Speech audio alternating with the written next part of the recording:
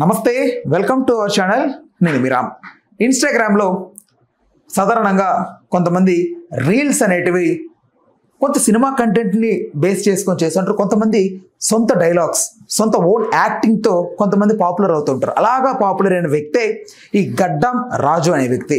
ఇతను own dialogues, కొన్ని songs పాడుతూ ఇలా టిక్టాక్లో అందరికీ పరిచయం అయ్యాడు. అయితే ఇప్పుడు ఇతను ఒక సూసైడ్ నోట్ అంటే సూసైడ్ వీడియో ఒకటి పెట్టడం జరిగింది. తను చనిపోయాడు కూడా. అయితే చనిపోక ముందు పెట్టినటువంటి ఆ వీడియోకి సంబంధించి పెద్ద దుమారమే రేగింది. వాళ్ళ ఫ్రెండ్స్ కూడా ఈ విషయంలో న్యాయం జరగాలని మాట్లాడుకొస్తున్నారు. ప్రధానంగా ఆ రాజు వాళ్ళ వైఫ్ వల్లే ఇతను చనిపోయాడని వాళ్ళు ఆరోపణ చేస్తున్నారు. అతని వీడియోలో కూడా అదే చెప్పాడు.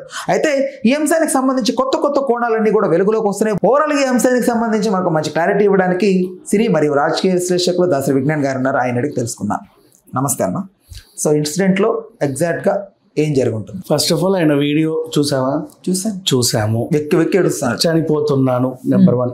ఎందుకు అంటే ఆర్థిక ఇబ్బందులు, దెబ్బి పొడుపు మాటలు. నెక్స్ట్ ఎవరు దెబ్బి పొడుపు మాటలు? ఆర్థిక ఇబ్బందులు అంటే నీ స్వతహా అది. ఇప్పుడు దాంట్లో 50% షేర్ ఉంది ఆత్మహత్యకి. ఒకటి ఆర్థిక ఇబ్బందుల వల్ల, ఇంకోటి దెబ్బి పొడుపు మాటల వల్ల, మానసిక ఇబ్బందులు.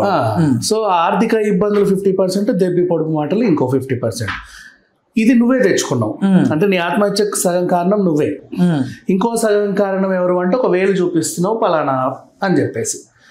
నెక్స్ట్ ఆవిడకి లాస్ట్ వెళ్తూ ఒక శాపం కూడా పెట్టావు, నీకు మొగోళ్ళు సెట్ అవ్వరు, నువ్వు అదే అంతే, ఇంకా బూతులు తిడుతుంది అని చెప్పి లాస్ట్ నీ వర్డ్స్ మీ పేరెంట్స్కి కన్వే చేద్దాం అనుకున్నావు. దాంట్లో ఏం చెప్పావంటే కంప్లైంట్ చెప్పావు. బూతులు తిడుతుంది, చాలా ఇది చేస్తుంది, నీచంగా చూస్తుంది, ఇల్లరికం వచ్చిన ఫీలింగ్ వస్తుంది ఇట్లా. అండ్ అందులో ఇంకొక పదం ఏంటంటే పండగకి డబ్బులు లేవని చెప్పేసి నేను ఎవరు బట్టలు కొనుక్కోలేదు, కానీ ఈవిడకి మాత్రం తెచ్చాను ఒక చీర, ఏదో ఎంతో కొంత పెట్టి. ఆవిడ ఏం చేసింది? బతుకమ్మ ఆడడానికి వెళ్ళింది. అంటే ఈ చీర కట్టుకోకుండానే వెళ్ళిపోయింది. ఓవరాల్గా ఇది జరిగిన ఇష్యూ. దీంట్లో ఇతని వెర్షన్ విన్నావు, ఓకేనా? ఇతను ఆరోపించినటువంటి అమ్మాయి వెర్షన్ ఎవరన్నా చెప్పారా? నా ఆ అమ్మాయి మాట్లాడిందా? మాట్లాడింది, కానీ ఏమని మాట్లాడింది? అదే పెద్దగా నేను దాని మీద ఫోకస్ చేయలేదు. నెక్స్ట్ ఆ అమ్మాయి తరఫున కూడా ఎవరు మాట్లాడలేదు. సో ఇతని తరఫున ఏంటి, అలా ఎలా చేస్తుంది ఒక ఆడది, అంతక టార్చర్ పెట్టిందా అని చెప్పేసి అందరూ కూడా ఆల్మోస్ట్ వాళ్ళ అమ్మ, వాళ్ళ తమ్ముడు అందరూ కూడా అలా అనింది, ఇలా అనింది, ఆ సిచ్యువేషన్స్ అన్ని చెప్పారు. ఈ అబ్బాయి ఫ్యామిలీని మాత్రం బాగా కవర్ చేశారు. అవతల అమ్మాయి ఇతను చావుకు కూడా రాలేదు. అది కూడా నీ కంప్లైంటే. అదే ఎందుకు రాలేదు చావుకి? చావుకు వస్తే ఆమెను కూడా చంపేస్తారు మీరు. కోపావేశాలు చంపరు. ఏమే నీ వాళ్ళు ఏం చూసుకొని వచ్చారు అని చెప్పి గొంతు పీసుకుతారు, రాళ్ళేసి కొడతారు. ఖచ్చితంగా అలాగే చేస్తారు. ఇప్పుడు కూడా అందరికీ రోజు రోజు ఆక్రోషం పెరుగుతుంది. ఇప్పుడు ఏం చేద్దాం చెప్పు, ఒక పని చేద్దాం, ఆ పిల్లని చెట్టుకు కట్టేసి కొట్టి చంపేద్దామా? మరి ఏం చేస్తారు? నిందిస్తూనే ఉన్నారు. వీడియో సరిగ్గా చూడండి. వీడియోలో 2 ప్రాబ్లమ్స్ ఉన్నాయి, 50-50. ఒకటి ఆర్థిక ఇబ్బందులు, ఇంకోటి ఇంట్లో వేధింపులు. ఆర్థిక ఇబ్బందులు అంటే స్వతహాగా ఆయన సొంత ఖర్చులకో లేకపోతే విచ్చలవిడతానో చేయడుగా, భార్య కోసమో ఇంట్లో గడవడం కోసం. నువ్వు ఎవరి ఖర్చు చేయాలనుకున్నా కూడా నీ దగ్గర ఉండాలి కదా. అవి లేనందుకే కదా నువ్వు ఫీల్ అయ్యావు. ఫస్ట్ నువ్వు ఏమన్నా ఖర్చు పెట్టుకో, ఏమన్నా చెయ్యి, వాట్ ఎవర్, నీకు ఇచ్చుకో, నాకు ఇచ్చుకో, మందు తాగు, సిగరెట్ తాగు, పార్క్ వెళ్ళు, జూకి వెళ్ళు, మీ ఆవిడని తీసుకెళ్ళు, షాపింగ్ చేయి, మీ అమ్మకు చీర కొను, మీ నాన్నకు బట్టలు కొను, కిరీటం కొనుక్కో, కారు కొనుక్కో, వాట్ ఎవర్, ఏమైనా చేసుకో. లేదా విహారయాత్రకి వెళ్ళు, పుండిలో పోయి పోని, ఏం చెయ్యాలన్నా నీ దగ్గర ఉండాలి కదా. లేవు. లేకపోవడానికి తీసుకుంటాడు. లేకపోవడానికి కారణం ఏంటి? అప్లై చేయి, తీసుకో, వాట్ ఎవర్, అది తర్వాత రీజన్. నీ దగ్గర డబ్బులు లేవు, పండగలు వస్తున్నాయి, పిల్లానికి ఖర్చు పెట్టాలి, ఆ తల్లికి ఖర్చు పెట్టాలి, నేను ఖర్చు పెట్టుకోవాలి, పండగ వస్తుంది, ఇంకేదో సిచ్యువేషన్స్ వస్తున్నాయి, బోల్డ్ రేపటి రోజు హాస్పిటల్ ఖర్చులు వస్తాయి. సడన్గా డబ్బు లేవు అనేది ఒక మానసిక వేదన ఇతనికి. అది తనే చెప్పుకున్నాడు వీడియోలో. డబ్బులు లేక పండగ జరుపుకోలేదు. ఎందుకు లేవు? నీకు వచ్చే డబ్బులు ఏమైనా మీ ఆవిడ చింపేస్తుందా? లేదా నీకు వచ్చే పని ఏమైనా చెడగొడుతుందా? ఆయనకి పని ఇవ్వకండి, మీరు పోండి అని. లేదా నిన్ను పనికి వెళ్ళకుండా కట్టేస్తుందా? అర్థమైందా? 50% ఆర్థిక ఇబ్బందులు, మైండ్ చెడేదే అక్కడ. 100% ఆర్థిక ఇబ్బందుల వల్లే మైండ్ డిప్రెషన్కి వెళ్తుంది. ఆ డిప్రెషన్ మైండ్ని ఇంట్లో వాళ్ళు 2 విధాలుగా ట్రీట్ చేస్తారు. వాళ్ళు ఒక విధంగా అంటారు, అది ఇతనికి 2 waysలో కన్వే అవుతుంది. ఒకటి, ఎరా ఖాళీ కూర్చున్నావు, పని చేయలేవా, వెళ్ళి పని చేసుకొని సంపాదించి పెట్టొచ్చు కదా, మమ్మల్ని ఎవరు చూస్తారు, పండగ వస్తుంది, ఆ రోజు నాకు అది కావాలి ఇది కావాలి, ఏం కొనిస్తావు, త్వరగా నిన్నే చేసుకున్నా చూడ, మీ అమ్మ నిన్ను గనేసి నా మొహం మీద పడేసింది, ఊరపందిలా ఉన్నావు, ఏడో వెళ్ళి గెంతుతా అంటావు, నీ కాళ్ళు ఇరిగిపోను, నువ్వు నాశనం అయిపోను, ఎందుకు పనికి వస్తావు, ఛీ నేను పెట్టేది తింటున్నావు, సిగ్గు లేకుండా మా ఇంట్లో ఉంటున్నావు, మా నాన్న మొన్న నీకు మా నాన్న తెచ్చి ఇచ్చాడు ఆ ఫోన్ రీఛార్జు, నిన్న పాల బిల్లు మా నాన్న కట్టాడు, మొన్న ఏదో కావాలంటే మా అమ్మ తెచ్చి ఇచ్చింది, సిగ్గు లేరా, ఎగ్గు లేరా, ఎందుకు పనికి వస్తావు, ఇప్పుడు ఇది తిడుతున్నావు ఫర్ ఎగ్జాంపుల్. ఈ తిట్లల్లో 2 విధానాలు ఉంటాయి వీళ్ళకి, తిట్టే వాళ్ళకి. ఏంటది, బాబు కనీసం తిడితేనన్నా మారి ఏదన్నా మాకు ఉద్ధరించు అని. ఇంట్లో కూడా అంతే, తల్లిదండ్రులు కూడా అంతే, ఎరా ఖాళీ కూర్చున్నావేంటి, పందిలా తింటున్నావు, పోయి ఏదైనా పని చేసుకోవచ్చు కదా, రేపు పిల్లని ఎవడిస్తాడు అంటారు.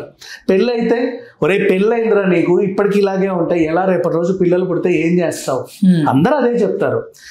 2 waysలో, ఓకేనా. కొంతమంది బూతులతో చెప్తారు, కొంతమంది తిట్టకుండా తిట్టినట్టు చెప్తారు, ఇంకొంచెం చాలా నీచంగా చెప్తారు, పోరా అసలు నీది ఒక బతుకేనా, నువ్వు ఒక మనిషివేనా అన్నట్టే చెప్తారు. అంతేనా? ఎందుకు అలా చెప్తారు అంటే వాళ్ళకు చెప్పగల చనువు ఉంది. ఏ చనువు ఉంది? నువ్వు ఒక భర్తవి, భార్యవి, అన్న తమ్ముడు, తల్లి తండ్రి, అట్లా ఒక రిలేషన్ ఉంది కాబట్టి వాళ్ళు నిన్నే అనగలరు. రోడ్డు మీదకి వెళ్ళి అందరిని అనలేరు, ఎరా ఏదో సంపాదించవచ్చు కదా అని, ఎవరిని అనలేరు వాళ్ళు. నిన్ను మాత్రం అంటే నువ్వు సంపాదిస్తేనే మమ్మల్ని ఉద్ధరిస్తావు, నేనేమో చెప్పుకోలేకపోతున్నా. ఇప్పుడు ఇతనికి ఈయన వెర్షన్లో ఆల్రెడీ ఆర్థిక ఇబ్బందులతో ఉంటాడు కదా, వీళ్ళని అది ఎందుకు వీళ్ళతో ఇన్ని మాటలు పడాలి, నేను లేచి నిజంగా పని చేసి చూపించి ఒక్కొక్క నోర్లు మోయిస్తా అనిపించాలి. నెంబర్ 1. నెంబర్ 2, అసలే ఇబ్బందులతో ఉంటే వీళ్ళు కూడా నన్ను అర్థం చేసుకోకపోగా ఇన్ని మాటలు అంటున్నారు చూడు, పైగా మా అమ్మని అన్నారు, మా నాన్నని అన్నారు, వీళ్ళన్నారు, వాళ్ళన్నారు, చీ ఎందుకు నాకు ఈ బతుకు అవసరం అనే చచ్చిపోతాను. 2 వేలో కన్వే అవుతుంది. తిట్లు కూడా, తిట్టే వాళ్ళు కూడా నువ్వు చావాలని తిట్టరు అంటారు కూడా మాటల్లో, నువ్వు నాశనం అయిపోయి నువ్వు చచ్చినా బాగుండేది కదా, నేను బాగుండేదని అట్లా అంటారు, కానీ నువ్వు చచ్చిపోనే ఫీలింగ్ వాళ్ళకు ఉండదు. చాలా మంది పెళ్లి చేసుకున్న తర్వాత ఉమెన్ ఎస్పెషల్లీ, నాకేం వాళ్ళని డిగ్రేడ్ చేసి మాట్లాడాలని కాదు, మోస్ట్ ఆఫ్ ది కంపారిజన్స్ ఎక్కువ అవుతున్నాయి సార్. అవి వీళ్ళకి వేరే వాళ్ళ కంపారిజన్స్ కూడా వద్దాము. ఇక్కడ జరిగిన సిచ్యువేషన్ చూస్తే నిజంగా ఈ అబ్బాయి చావాలి అనే ఉద్దేశం అమ్మాయికి లేదు. తిట్టుండొచ్చు, వాళ్ళ నాన్నకు కూడా అమ్మకైనా సరే తిట్టుండొచ్చు, ఎందుకు పనికి వస్తావు, నీ బతికి ఎంత, అదెంత ఇదెంత అని ఉండొచ్చు. కానీ చచ్చిపోవాలి, నువ్వు సర్వనాశనం అవ్వాలి, లేదా నేనే తగలబెట్టాలి అన్న ఫీలింగ్ అయితే ఉండదు.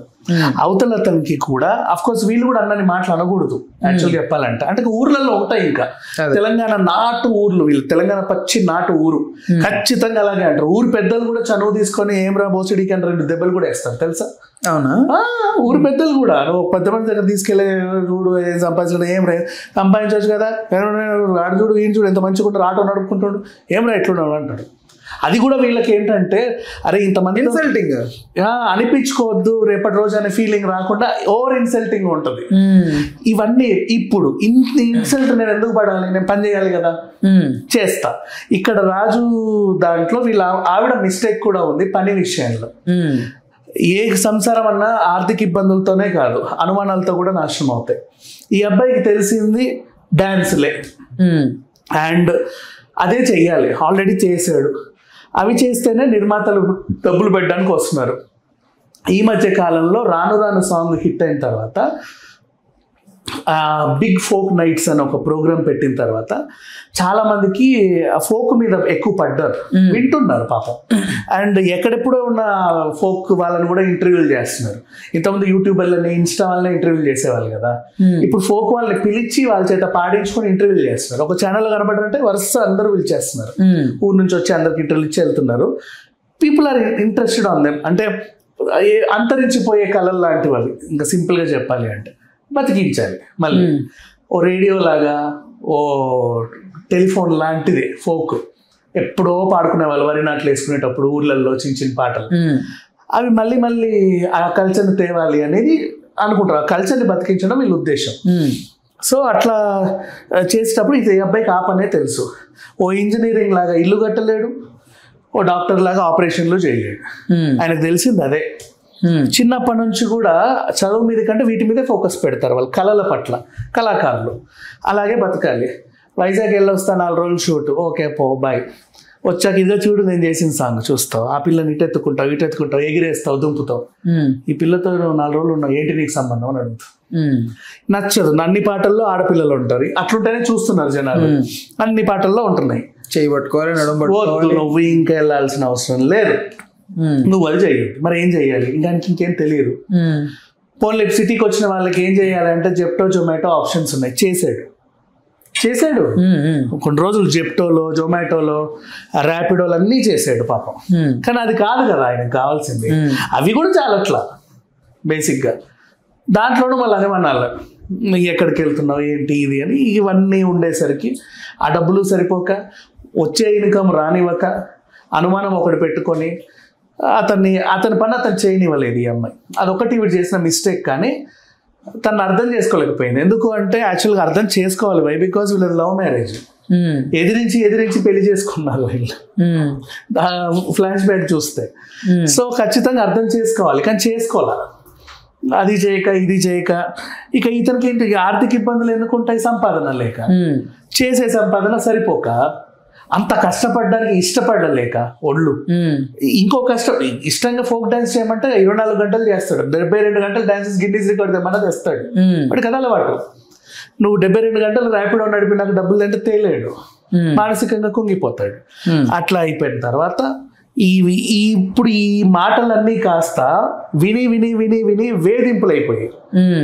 వేధింపులు వచ్చి మీ అమ్మ నిన్ను కానీ మా ఇంట్లో పడేసిందని ఒక మాట అనేసావు నువ్వు, ఫర్ ఎగ్జాంపుల్. అంటే నేనేదో ఇల్లరికం వచ్చినట్టు ఫీల్ అవుతూ, వీళ్ళే నన్ను పోషిస్తున్నట్టు. ఇంకా నా దగ్గర లేవు, కనీసం ఏ ఖర్చు పొద్దున పాల ప్యాకెట్ కన్నా మామ ఇవ్వాలి. ఏదో పాల ప్యాకెట్ పోయి 30 రూపాయలు పట్టుకెళ్ళేది. వెళ్తాడు వస్తాడు, వెళ్ళేటప్పుడు ఇబ్బందే, వచ్చేటప్పుడు ఇబ్బందే. ఏమీ చేయలేడు. ఏదైనా కొని ఇంటికి తీసుకెళ్దామన్నా తీసుకెళ్ళలేడు, వాడి దగ్గర లేవు, ఏమీ లేవు.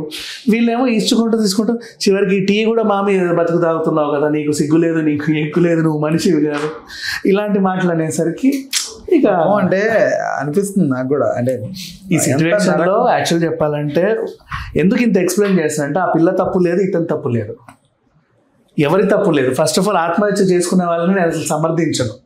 ఎందుకంటే ఎలాగూ చచ్చిపోవాలనుకున్నావు కదా, ఎలాగూ చచ్చిపోవాలనుకున్నావు, మైండ్లో ఫిక్స్ అయిపోయావు. ఒక్కసారి ఎదురు తిరిగి చూడు, తప్పేంటే? సమస్యకి ఒకసారి ఎదురు తిరిగి చూడు. చచ్చేక నువ్వు చావు, నేనే చంపేస్తా వచ్చి నువ్వు చావు, పోస్ట్ పోన్ చేద్దాం కాసేపు చావుని, 2 months పోస్ట్ పోన్ చేయి. ఈ 2 months లో ఎదురు తిరిగి చూడు.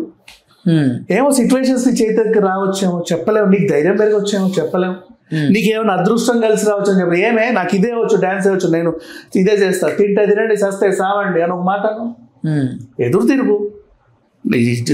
ఉండే నువ్వు ఫోక్ డాన్స్కి వెళ్తే నేను ఇంట్లో ఉండా, పోతాపా నేను ఫోకే చేసుకుంటా. ఎదురు తిరిగి చూడు. నీ పిల్లమే కదా, నిన్ను ప్రేమించింది కదా, ఎప్పుడో వస్తుంది. ఇవాళ కదా రేపు వస్తుంది. వచ్చే అవకాశాలు కూడా వచ్చాయంట. లాస్ట్ ఏమంటలే ఈ అమ్మాయి వద్దనింది కాబట్టి, వద్దన్నప్పుడు వాడు వెళ్ళలేదంటే నేను గౌరవించాడుగా, ఆ గౌరవానికన్నా నువ్వు వాల్యూ ఇవ్వాలిగా, అంతే కదా. ఇప్పుడు సో ఇతను ఎదురు తిరగాల్సింది, పోస్ట్ పోన్ చేసుకో. నువ్వు ఎప్పుడు చనిపోయాడు? మొన్న 28th ఏమో చనిపోయాడు. అంటే మనసు ఎంత సున్నితంగా ఉంటే అలాంటి నిర్ణయాలు తీసుకోండి. సున్నితంగా ఉండొద్దనే ఉండొద్దంటున్నారు మీరు.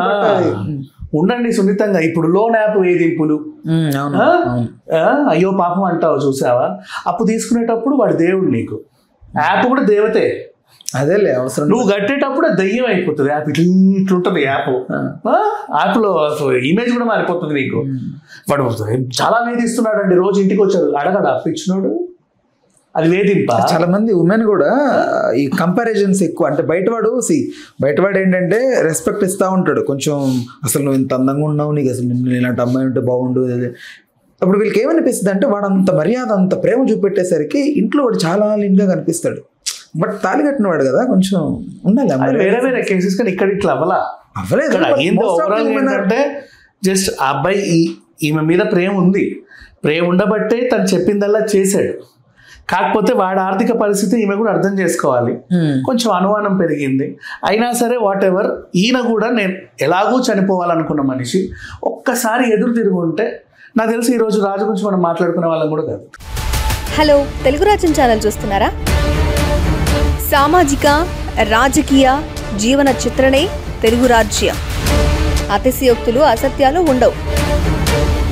రాజకీయ కోణం కాదు, ప్రజా కోణమే కొలబద్ద. తెలుగు రాజ్యం వీక్షణ మీ ఉత్తమ అభిరుచికి నిదర్శనం.